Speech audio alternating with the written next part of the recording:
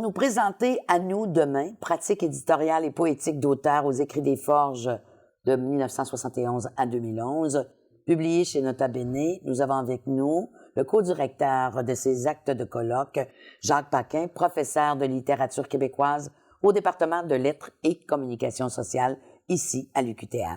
Bonjour Jacques. Bonjour. Vous allez bien? Très, très bien, merci. Oui. Alors ici, je dis des actes de colloque qui marquaient finalement le 40e anniversaire de cette maison d'édition, Les Écrits des Forges, fondée en 1971, avec 17 collaborateurs. Oui, alors l'idée, il n'y avait jamais eu de colloque, même de petits colloques. Donc, on voulait organiser un colloque pour souligner cet anniversaire-là du 40e anniversaire. Donc, on a invité des gens, différentes personnes, en pensant même d'ailleurs que ce serait peut-être un mini-colloque, parce qu'on n'avait pas vu beaucoup d'intérêt envers les forges de la part de la critique savante, la critique universitaire. Et finalement, c'est devenu un colloque sur 2 jours où les gens abordaient le sujet qu'ils voulaient. Il n'y avait aucun sujet d'imposé du moment que c'était sur les forges et que ça touchait à un des axes qu'on voulait privilégier, c'est-à-dire à la fois la maison d'édition et les auteurs qui avaient participé. Refaisons un peu l'histoire de cette maison d'édition-là. Elle a été fondée par Gatien Lapointe, qui était professeur ici aussi, au tout début de l'Université du Québec à Trois-Rivières. Il a fondé cette maison d'édition-là dans une perspective de pédagogique permettre à des étudiants en création de publier. Mais au départ, c'est ça, il animait des ateliers de création et une année, il a trouvé que les textes des étudiants étaient tellement bons qu'il a voulu les encourager à faire un recueil. Et petit à petit, les étudiants ont participé également avec lui parce qu'il a d'une certaine manière cofondé les Écrits des Forges. Et donc, ils ont fondé en même temps la maison d'édition parce qu'ils voulaient justement encourager la publication de ces étudiants-là qui était meilleure que ce à quoi ils s'attendaient. Donc, c'est devenu pas simplement des textes ou des lectures de textes, mais également des recueils. Je pense qu'il avait fait aussi des lectures, un récital avant, puis il s'était rendu compte de la qualité de ces textes-là, donc il les a encouragés à faire un recueil. Et c'est comme ça que c'est parti. Et ce que je souligne dans l'introduction, c'est justement, c'est rare qu'on ait une maison d'édition qui naisse d'une institution universitaire. Financée majoritairement par le QTR aussi, je pense, ou en tout cas en grande partie. Oui, il y avait des montants qui étaient, jusqu'en 1975, il y a eu des montants qui étaient donnés pour maintenir cette maison d'édition-là. Alors, une aide financière, oui. Gatien Lapointe est décédé en 1983 et la maison existe toujours puisque, c'est ce qu'on souligne maintenant. Est-ce que ça a pris un virage au niveau de la ligne éditoriale de cette maison d'édition-là? Au départ, Gatien Lapointe, il voulait garder un aspect artisanal. Donc, il publiait peut-être 4, 3 ou 5 recueils par année, mais lors de la succession de Gatien Lapointe, il y a eu un flottement parce qu'il y avait 2 groupes, finalement, qui étaient très près de la maison d'édition. Et finalement, c'est Gaston Bellemare et Bernard Posier, l'actuel directeur littéraire, qui ont décidé de donner un virage, donc de produire davantage de recueils. Au point où, aujourd'hui, on considère que les Forges sont la maison d'édition qui produit le plus de recueils de poésie. Donc, ils ont produit, annuellement, ils en produisent une dizaine. Et en plus, ils sont allés chercher des coéditions, avec le Mexique en particulier, mais avec d'autres regroupements d'éditeurs. Donc, ça fait quand même... et pour permettre justement des échanges entre la poésie d'ici et la poésie d'ailleurs. Donc, ça a donné un élan à la maison d'édition qui est allée aussi chercher des poètes montréalais. Parce qu'au départ, Lapointe... Dont Jean-Paul Daoust, il y a d'ailleurs un article très intéressant. Parce qu'effectivement, Gatien Lapointe voulait au début que ce soit des gens de la région. Donc, il voulait encourager aussi l'aspect mauricien, l'aspect local. Mais ensuite, on a créé une expansion, mais comme je l'ai dit aussi, c'est toujours les jeunes poètes qui sont privilégiés. Donc, on encourage toujours la jeune poésie. Oui, encore. Cette espèce d'idée-là, de relève poétique.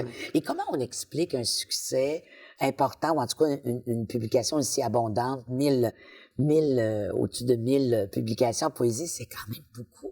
Mais au départ, il y avait l'idée que les livres de poésie soient à petit prix. Alors, plutôt que de faire peut-être des livres on faisait des livres qui étaient beaux, mais qu'on voulait rendre accessibles au public. Donc, ils n'étaient pas très... À l'époque, c'était 2,5 $, je crois, 3,5 $. Et on n'a jamais... Ils ont toujours coûté moins cher que la majorité des autres recueils dans d'autres maisons d'édition qui, eux, voulaient peut-être accentuer l'aspect peut-être plus artistique, la matière, le choix des papiers. Donc, ça faisait grimper quand même la facture. Alors que les Forges ont voulu toujours maintenir un équilibre entre oui, la qualité éditoriale, mais également un prix abordable pour les lecteurs. Le titre de cet ouvrage, « À nous demain », est un vers, finalement, de Gatien. Oui, qui n'est pas signé d'ailleurs, mais c'est simplement une espèce de petit vers qui ouvre un des livres, une des sections de son recueil Avoir d'art. Et c'est Sébastien Duluth, d'ailleurs, un des étudiants qui nous a aidés à organiser le colloque, qui nous a suggéré ce titre-là qu'on a trouvé excellent tout de suite. Oui, absolument. Et vous explorez donc, à travers les 17 collaborateurs qui sont là, différents aspects de l'œuvre, et à la fois de Gatien, en fait, Gatien qui se disait pas éditeur du tout, là. Oui, ça, je pense que... Non, comme il ne se disait pas non plus professeur de création littéraire, il était animateur d'atelier, et il n'était pas éditeur au sens propre, c'est le titre d'un des articles de collaborateurs. Mais tu veux que j'aille là-dessus ou tu veux que je donne la structure de l'ouvrage? Ben oui, peut-être ça serait intéressant. Donc, lui comme éditeur, lui comme poète, puis en même temps, toutes les pistes explorées. Non, alors, les trois volets de l'ouvrage, c'est ça. Donc, un, axé sur le maître, le fondateur. Donc, un article de fond sur sa poétique. On a aussi un article historique sur l'histoire des écrits des Forges sous la direction de Gatien Lapointe.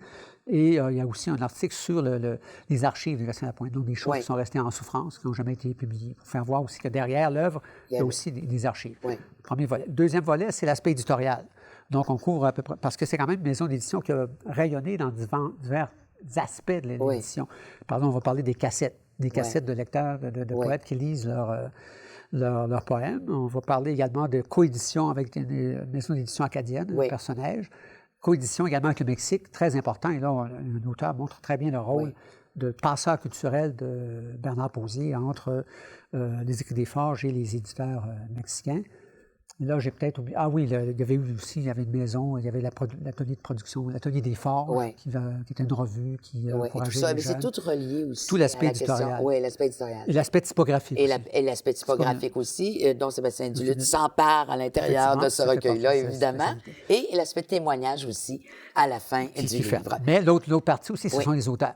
Et voilà. Donc, l'aspect éditorial et l'aspect des auteurs. Différents auteurs qui ont publié. Et encore là, on a laissé libre. On aurait pu imposer des auteurs. Il y a même des auteurs qui ressortent. Mais ne sachant pas l'ampleur qu'aurait le colloque, on a quand même laissé la liberté. Et on est allé chercher parfois des auteurs assez en périphérie, ou alors des auteurs maison vraiment reconnus. Parmi les auteurs maison reconnus, Jean-Paul Daou, Yves Boisvert, Pierre Châtillon. Pierre Châtillon, exactement. Monique Juteau. Donc, ce seront, et d'autres auteurs peut-être moins connus, mais qui gagnent à être connus. Qui gagnent à être connus avec un texte comme celui. Alors, donc, c'est sous votre direction, Jacques Paquin, et d'Hélène Marcotte, aussi professeure au département de lettres et communication sociale ici à l'UQTR. Merci beaucoup de cet entretien. Ça me fait plaisir.